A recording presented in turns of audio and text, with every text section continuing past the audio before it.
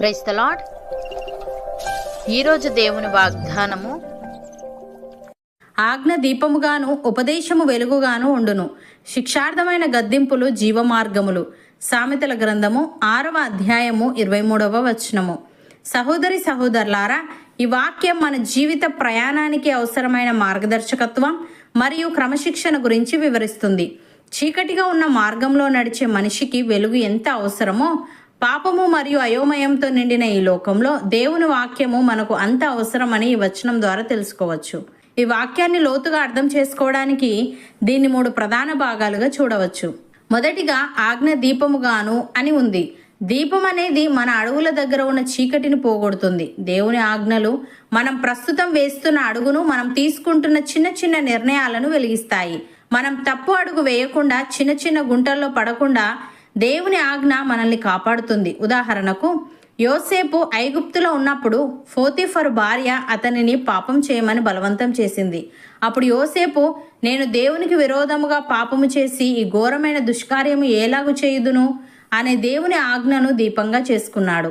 ఆ క్షణంలో పాపానికి లొంగిపోకుండా తనను తాను కాపాడుకోవడంలో దేవుని ఆజ్ఞ వెలుగునిచ్చింది. అది ఒక చిన్న నిర్ణయంలా కనిపించినా అతడు గుంటలో పడకుండా కాపాడింది. అలాగే దావీదుకు గుహలో సౌలును చంపే అవకాశం వచ్చినప్పుడు దావీదు అనుచరులు అతడిని చంపమని ప్రోత్సహించారు. కానీ యెహోవా చేత అభిషేకము నొందిన వానిని నేను ముట్టను అనే దేవుని సూత్రం అతని హృదయంలో దీపంలా వెలిగింది. ప్రతీకారం తీర్చుకోవాలనే ఆవేశంలో తప్పు అడుగు వేయకుండా దేవుని ఆజ్ఞ దావీదును ఆపింది. ప్రియులారా, మనం తరచుగా దేవుడు మనకు సుదూర భవిష్యత్తును లేదా జీవితకాల ప్రణాళికను ఒకేసారి చూపించాలని కోరుకుంటాం. కానీ దేవుని వాక్యం పాదములకు దీపము.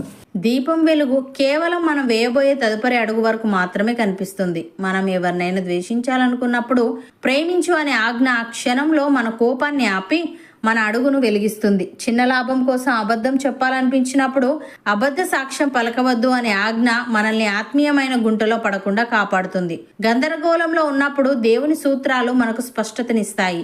రెండవదిగా ఉపదేశము వెలుగుగాను ఉండును అని ఉంది. వెలుగు అనేది మనకు ముందు ఉన్న సుదూర మార్గాన్ని చూపిస్తుంది. దేవుని ఉపదేశము మన భవిష్యత్తుకు ఒక స్పష్టమైన దృష్టినిస్తుంది.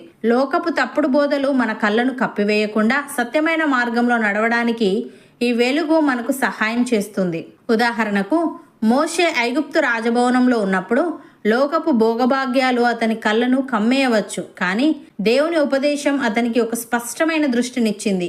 ఐగుప్తులో లభించే అల్పకాల భోగం కంటే దేవుని ప్రజలతో శ్రమ అనుభవించడం మేలని అతడు గ్రహించాడు. దేవుని ఉపదేశం అతనికి మరణం తర్వాత వచ్చే ప్రతిఫలం వైపు చూసేలా వెలుగునిచ్చింది. అది ఒక చిన్న నిర్ణయం కాదు, అతని జీవిత గమ్యాన్నే మార్చిన గొప్ప వెలుగు. అలాగే అబ్రహాము తన స్వదేశాన్ని విడిచి వెళ్తున్నప్పుడు అతనికి దారి తెలియదు, కానీ నేను నిన్ను ఆశీర్వదించి నిన్ను గొప్ప జనముగా చేస్తాను అనే దేవుని ఉపదేశం అతనికి వెలుగుగా మారింది. లోకపు తప్పుడు భద్రతను వదిలి దేవుడు కట్టబోయే పునాదులు గల పట్టణం వైపు అతడు చూడగలిగాడు. దేవుని బోధ అతని కళ్ళను కప్పేయకుండా భవిష్యత్తులో రాబోయే రక్షణ ప్రణాళికను చూడగలిగేలా చేసింది. ప్రియులారా, దేవుని ఉపదేశము కేవలం ఒక సమాచారం కాదు, అది మన కళ్ళకు ఉండే పొరలను తొలగించే ఒక పరలోకపు వెలుగు. చీకటిలో ఉన్న వ్యక్తికి దూరంగా ఉన్న కొండలు, దారులు ఎలాగైతే కనిపించవో, దేవుని ఉపదేశం లేని వ్యక్తికి తన జీవితం యొక్క అసలు ఉద్దేశం కనిపించదు. మోషేలాగా దేవుని మహిమను చూడాలన్నా, అబ్రహాంలాగా కంటికి కనిపించని దేవుని వాగ్దానాన్ని నమ్మాలన్నా ఉపదేశం అనే వెలుగు అత్యవసరం. దారి పొడుగున ఆటంకాలు ఎదురైనా వెలుగు గమ్యాన్ని చూపిస్తూనే ఉంటుంది. కాబట్టి మనం మధ్యలో వెనుదిరగకుండా ముందుకు సాగగలం.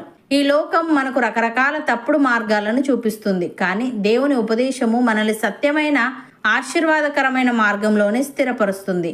మూడవదిగా శిక్షార్థమైన గద్దింపులు జీవమార్గములు అని ఉంది.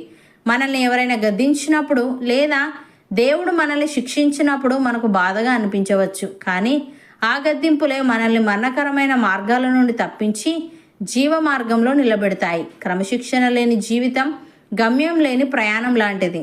దేవుడు మనల్ని ప్రేమిస్తున్నాడు కాబట్టే ఆయన మనల్ని సరిదిద్దుతాడు. ఉదాహరణకు, నినివేకు వెళ్ళమని దేవుడు చెప్పినప్పుడు యోనా దేవుని మాటకు ఎదురు తిరిగాడు. దేవుడు అతన్ని గద్దించడానికి ఒక పెద్ద తుఫానును, ఒక తిమింగలాన్ని పంపాడు. ఆ చేప కడుపులో ఉన్న 3 రోజులు అతనికి కఠినమైన శిక్షలా అనిపించాయి. ఆ గద్దింపు వల్ల యోనా తన తప్పు తెలుసుకొని ప్రార్థించాడు. ఆ శిక్షే లేకపోతే యోనా దారి తప్పిపోయి ఉండేవాడు. దేవుడు అతన్ని సరిదిద్దడం వల్ల యోనా రక్షించబడటమే కాకుండా ఒక నగరం మొత్తానికి రక్షణ దొరికింది.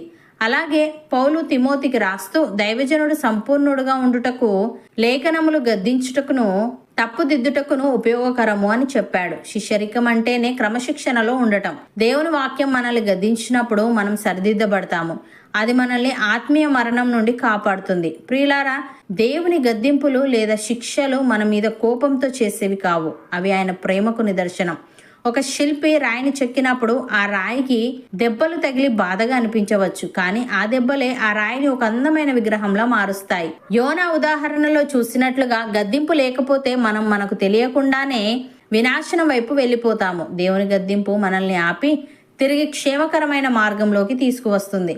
క్రమశిక్షణ మనల్ని ఆత్మీయంగా బలపరుస్తుంది. గద్దింపును స్వీకరించే హృదయం ఉన్నప్పుడే మనం సంపూర్ణమైన దైవజనులుగా ఎదగగలుగుతాము. తండ్రి తాను ప్రేమించే కుమారుని గద్దిస్తాడు. దేవుడు మనల్ని గద్దిస్తున్నాడంటే మనం ఆయనకు కావలసిన వారమని, మన పట్ల ఆయనకు ఒక ప్రణాళిక ఉందని అర్థం. ఆజ్ఞ మనకు దీపంలా అడుగును చూపిస్తుంది. ఉపదేశం మనకు వెలుగులా గమ్యాన్ని చూపిస్తుంది. అలాగే గద్దింపు మనకు కంచెలా దారి తప్పకుండా కాపాడుతుంది. ఈ 3 కలిసే మనల్ని దేవుడు కోరుకున్న జీవమార్గంలో నడిపిస్తాయి. సహోదరి సహోదరులారా, ఈరోజు మీరు మీ వృత్తిలో కానీ వ్యక్తిగత జీవితంలో కానీ నేను ఏ దారిలో వెళ్ళాలి అనే అయోమయంలో ఉన్నారా? దేవుని వాక్యాన్ని మీ చేతిలో ఉన్న దీపముగా చేసుకోండి. ఆయన ఇచ్చే గద్దింపులను లేదా సలహాలను వినడానికి మీ హృదయాన్ని సిద్ధం చేసుకోండి. మీరు చేపడుతున్న పనులలో దేవుని జ్ఞానం మీకు ఒక గొప్ప వెలుగులాగా ఉండి మిమ్మల్ని విజయవంతమైన జీవమార్గంలో నడిపిస్తుంది. మీరు వెళ్ళే ప్రతి చోట దేవుని వాక్యం మీకు తోడై ఉండునుగాక. ఆయన వెలుగు మీ కుటుంబం మీద ప్రకాశించునుగాక. అవును అన్నవారు నాతో పాటు ప్రార్థనలో ఏకీభవించండి. పరిశుద్ధుడా, ప్రేమగల తండ్రి, ఆజ్ఞ దీపముగాను ఉపదేశము వెలుగుగాను ఉండునని, శిక్షార్థమైన గద్దింపులు జీవమార్గములని, చీకటిగా ఉన్న మార్గంలో నడిచే మనిషికి వెలుగు ఎంత అవసరమో, పాపము మరియు అయోమయంతో నిండిన ఈ లోకంలో నీ వాక్యము మాకు అంత అవసరమని సెలవిచ్చావు. తండ్రి నీకు స్తుతులు. దేవా, యోసేపు మరియు దావీదుల వలె శోధనలు ఎదురైనప్పుడు నీ ఆజ్ఞలను దీపముగా చేసుకొని తప్పుడు అడుగులు వేయకుండా మమ్మల్ని మేము కాపాడుకుంటూ మోషే మరియు అబ్రహాముల వలె లోకపు అల్పకాల భోగాల కంటే నీవు ఇచ్చే నిత్యత్వపు ప్రతిఫలాన్ని చూడగలిగే ఆత్మీయ నేత్రాలను కలిగి ఉండుటకు సహాయము దయచేయమని, యోనా వలె మేము దారి తప్పినప్పుడు నీవిచ్చే శిక్షార్థమైన గద్దింపులను లోకువ చేయకుండా వాటిని జీవమార్గములుగా స్వీకరించి నీ క్రమశిక్షణ మా మీద నీకున్న ప్రేమకు నిదర్శనమని గ్రహించి నీ కంచె దాటి మేము వినాశనం వైపు వెళ్లకుండా ఉండుటకు కృపచూపమని, మా కుటుంబాల మీద నీ వెలుగు ప్రకాశింపజేసి మేము చేపడుతున్న ప్రతి పనిలో నీ వాక్యం మాకు తోడుగా ఉండదయచేయమని యేసుక్రీస్తు నామమున ప్రార్థిస్తున్నాము తండ్రి. ఆమెన్.